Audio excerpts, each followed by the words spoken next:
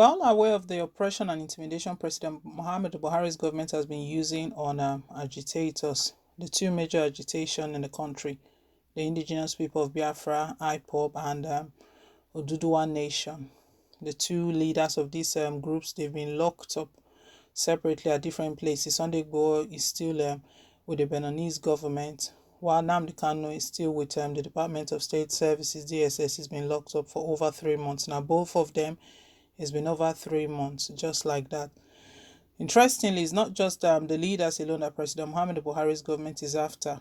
Akintoye, who is also one of the leaders of the group, Professor Banji Akintoye, he just raised alarm what Buhari's government is planning against his life. We know there was an invasion to his house, an attempted assassination on his life, but luckily he was not at his residence when the unknown gunmen invaded his premises. What are they looking for? What do they want? The agitation, they are just seeking freedom. They are freedom fighters, freedom, and trying to bring to an end of all of Buhari's injustice. Well, guys, Professor Banji Akintoye just released a shocking one right now. What Buhari's government they have been doing. Nigerian government recruiting unwanted elements to blackmail me. Akintoye alleges. We'll bring you all of the details in a moment, but before we do, guys, please don't forget to give us a thumbs up, click on the like button, and if it's your first time, you're very, very welcome. Please hit on the subscribe button. God bless you. Now to the news. Historian and leader of the umbrella body of Yoruba self-determination groups, Ilana Omo Odua IOO, Professor Banji Akintoye, has accused the federal government of recruiting some unwanted people within the fold of Yoruba nation agitators to blackmail him and sabotage the struggle. Akintoye, in a statement on Thursday by the Communications Secretary of IOO, Maxwell Adeleye, added that a press conference by the federal government was being sponsored to that effect. These reactionaries celebrated the invasion of one of my lieutenants, Sunday Adeyemo's house. They never wanted the young man to come out of the prison where the Nigerian government is currently holding him in the Benin Republic, the statement recounts. The offense of Sunday Adeyemo is that he has become the face of the struggle, even more prominent than me. They would grumble that they have been in the struggle for years, and someone who just joined the struggle is now a celebrated hero. I appeal to them to see this as a sacrifice and a battle for our children, but they refuse to listen. The last straw that broke their camel's back was when they refused to release the organization's fund in their possession to be used to add to the funds we wanted to use to pay Igboho's lawyer in the Republic of Benin. We were held to ransom. I had to impose some disciplinary measures in the overall interest of our people, which got them angry, and ever since, these reactionaries have been threatening to scatter the struggle. They've started blackmailing me and one of my trusted aides for refusing to compromise.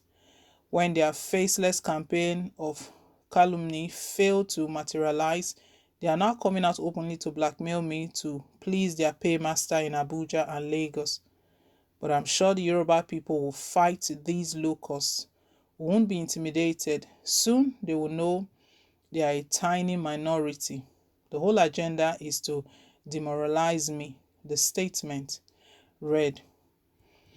Akintoye is just revealing what is going on within the struggle, and we know the way it is right now. Truth be told, is that even the Yorubas, the people from the West, they are not even united. This was one alarm that Iba Gani Adams, the Yoruba warlord, he raised. Initially, before Sunday Igboho got to this point, it started in January by him giving an ultimatum to all Fulani headsmen to evacuate the Barapa local government area of the state.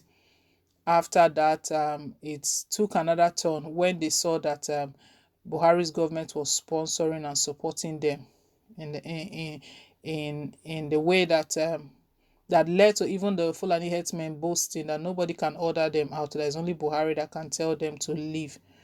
When all of this was going on, Iba Gani Adams just realized and looked at things and said the struggle, what we are dealing with right now, is quite unique. One thing he noticed was that there was division amongst themselves. Even from that time, he noticed it, he sensed it, that there was division.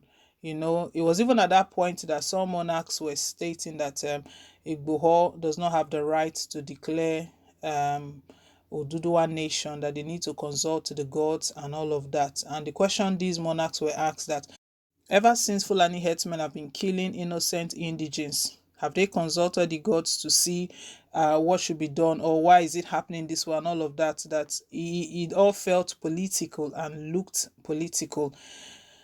Gani Adams stated at that time that there is division, and the only way they can achieve their goal, the only way that this struggle can come to a reality, is if they continue to work as one. Now, fast forward to where we are now. Sunday Igboho has been locked up, and Buhari's government has been going round looking for other means to weaken even Igboho supporters. Banji is also part of the leadership of the team. We know I started by stating that his residence was attacked as well.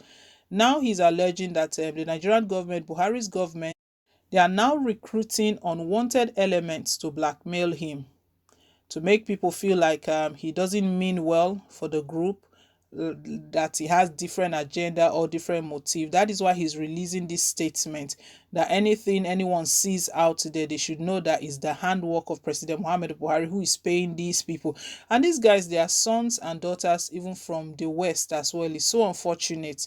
People just decide to betray their own people, mortgage the destinies, their own destinies as well. It's not just other people's destiny, because they are mortgaging their own as well, to be loyal to Fulani leadership, to be loyal to President Muhammad Buhari. He stated it, that these people, they've sold themselves to be loyal to those in Lagos and Abuja. He did not mention name, but said Lagos and Abuja. We know the people who are based there, that their intention is just to blackmail him, to please their paymaster. That initially they wanted him to compromise, they wanted him to go a different route and do some things that he will not be proud of, the things he will not be able to account for and explain. And he said, no, we won't do things that way.